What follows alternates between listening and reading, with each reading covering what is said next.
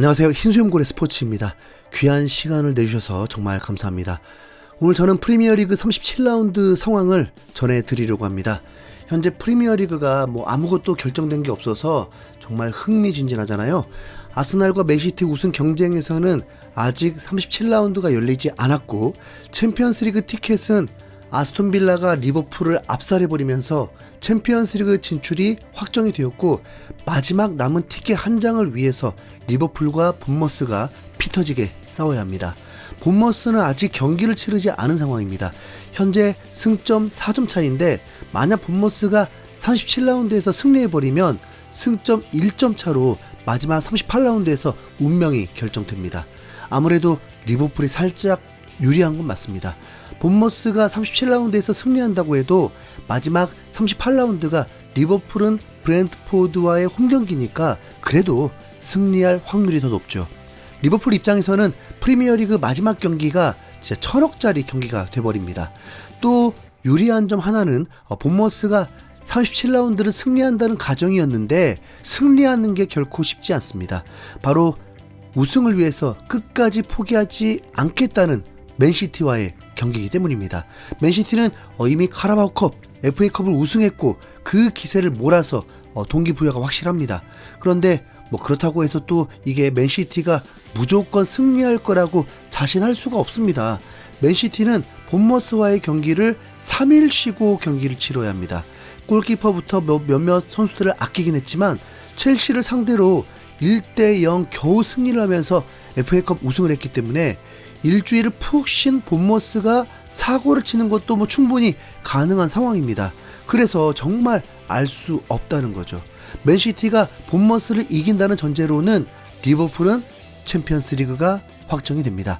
그리고 본머스는 유로파리그 티켓도 안심할 수가 없이 마지막 한 경기에서 또 결정이 되게 됩니다. 프리미어리그 기준으로는 그래서 맨시티 본머스의 경기가 정말 흥미롭게 됐습니다. 아스날은 내일 새벽에 19위 번리와 경기를 하는데, 아스날은 승리가 문제가 아니라 5골을 넣기 위해서 미친듯이 경기를 할 것입니다. 왜냐하면 승리는 확실하다 치고, 만약 맨시티가 본머스전을 승리하고 마지막 한 경기에서 결정이 되는 건데, 아스날이 38라운드에서 크리스탈 팰리스를 상대로 비겨버리면 골득실로 싸워야 되기 때문에 복잡한 계산이 됩니다. 솔직히 싫지만 아스날의 우승이 95% 이상이라고 봅니다. 자, 그럼 이제 우승 향방과 챔피언스리그 향방을 전했는데, 나머지 한 가지 타이틀을 전해드려야겠죠. 시즌마다 사실 강등팀들의 관심 가져본 일이 없는데 올 시즌은 이렇게 다릅니다. 먼저 유일한 한국 프리미어리거 황희찬 소속팀 울버햄튼이 일찌감치 강등이 확정이 되면서 8년 만에 2부 리그로 추락하게 되었습니다. 황희찬의 이적이 확실한데 프리미어리그에서 불러줄 팀이 있을지 모르겠습니다. 우선 황희찬의 연봉이 80억 가까이 되기 때문에 다른 유럽팀에서 감당하기 쉽지 않습니다. 그리고 강등 또 한 팀은 아직 결정이 나지 않았습니다. 그런데 이 강등 한 장이 어느 팀이 될지 지금 축구계가 들썩일 정도로 궁금해하고 있습니다. 토트넘 아니면 웨스트햄입니다.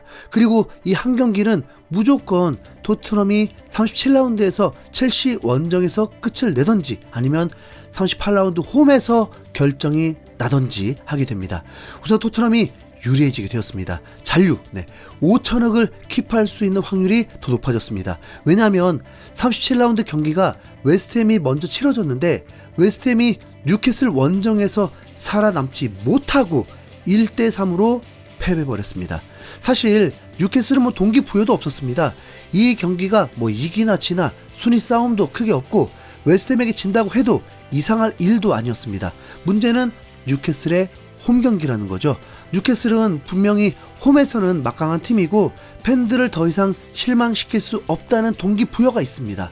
웨스트햄 입장에서는 토트넘이 리즈 유나이티드와의 경기에서 승점 1점밖에 얻지 못하면서 분명 희망이 있었습니다. 토트넘이 첼시를 상대로 승리하는 게 매우 어렵기 때문이죠. 거기다 토트넘이 홈에서는 2026년에 단 한 경기도 이겨보지 못한 팀이기 때문에 웨스트햄이 뉴캐슬만 넘는다면 희망이 있긴 했습니다. 그런데 수비 불안이 걸리면서 전반 14분 만에 실점하고 맙니다. 닉 볼테마데가 하비 반스의 오른쪽 측면 크로스를 골문 앞에서 감각적인 오른발 말리슛으로 연결하면서 선제골을 터뜨렸습니다. 경기 분위기를 완전히 장악한 뉴캐슬은 전반 19분 속공 찬스에서 윌리엄 오슬라가 기가 막힌 왼발 강슛으로 2대0을 만들었고, 후반 20분에는 조 윌록의 도움으로 오슬라가 또 멀티골을 폭발시키면서 3대0으로 달아났습니다. 경기가 끝이 난 거라고 봐야죠. 산투 감독은 끝났다는 듯 머리를 움켜쥐고 말았습니다. 프리미어리그 관중 동원 1위 팀이 2부 리그로 추락할 확률이 미치게 높아졌습니다. 반대로 토트넘은 잔류 확률이 미치게 높아졌습니다. 토트넘의 형제는 이제 뉴캐슬입니다. 토트넘이 첼시를 상대로 패배한다고 해도 38라운드 운명의 5천억 경기에서 에버턴을 상대로 비기기만 해도 극적인 잔류 확정이 됩니다. 더 나아가서 토트넘이 첼시전에서 비기기만 해도 첼시를 이긴 것과 마찬가지의 효과로 잔류 확정이 됩니다. 왜냐하면 승점 3점 차로 벌리는 데 성공한 것이고, 골득실은 웨스트햄과 게임도 안 되게 앞서 있습니다. 토트넘은 첼시전이 이제 비기기만 해도 되는 겁니다. 그러니까 그림을 그려보면 토트넘이 첼시 원정에서 비길 때 토트넘은 선수와 감독들은 난리가 날 것이고, 첼시는 마치 패배한 기분이 될 것입니다. 토트넘이 잔류당하지 않길 바라는 마음이긴 하지만 스릴을 위해서는 38라운드 토트넘 홈에서 결정이 났으면 합니다. 토트넘 팬들은 뉴캐슬 경기 끝나는 순간 진짜 다리에 힘이 풀렸다. 이번 시즌 토트넘 경기 보면서 이렇게까지 남 경기 결과에 매달린 적이 있었나 싶다. 솔직히 후반 막판 들어가면서 또 동점 나오는 줄 알고 심장 철렁했다. 오늘만큼은 뉴캐슬이 챔스 우승한 팀처럼 보였다. 시즌 끝났다고 대충 할 줄 알았는데 생각보다 엄청 진지하게 뛰더라. 웨스트를 압박하는 거 보면서 우리가 더 간절하게 응원하고 있었다. 웃긴 건 결과 나오고 기뻐하면서도 바로 드는 생각이, 근데 우리 다음 경기 이길 수 있나 이거였다. 토트넘 팬들 정신 상태가 완전히 망가져버린 시즌 같다. 웨스트햄 팬들한테는 미안한 얘기지만 오늘 뉴캐슬 골 들어갈 때마다 우리 단체방 분위기 난리 났다. 다들 실시간으로 욕하다가 환호하다가 감정 롤러코스터였다. 강등권 싸움이라는 게 진짜 무섭다. 시즌 초반에도 우리가 이런 계산기 두드리면서 뉴캐슬 응원하게 될 줄 누가 알았겠냐. 토트넘 팬 인생 최악의 시즌 중 하나다. 뉴캐슬 선수들이 경기 끝나고 별 감흥 없어 보이는데 우리는 거의 우승한 것처럼 기뻐하는 게 너무 슬프다. 이게 지금 토트넘 현실이라는 거잖아. 웨스트햄이 비기기만 했어도 분위기 완전히 달라졌을 텐데 오늘 결과 하나로 숨통은 조금 트였다. 물론 토트넘이라 아직 안심은 절대 못한다. 이번 시즌 토트넘 보면서 가장 무서운 건 희망 고문이다.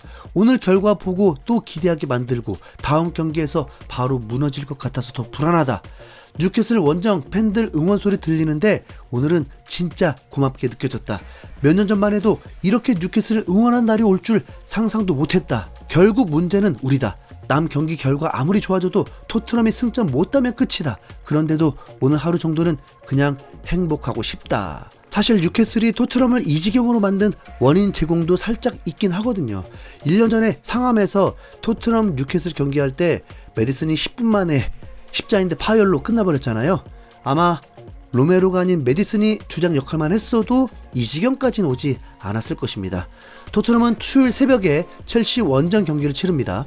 첼시는 3일 만에 경기하는 건데 아무리 첼시한테 약하다고 해도 차포 막까지 뗀 토트넘의 그래도 정신력이라면 퇴장 5명 나오더라도 무승부는 만들어 봐야죠. 이상 흰수염고래였습니다.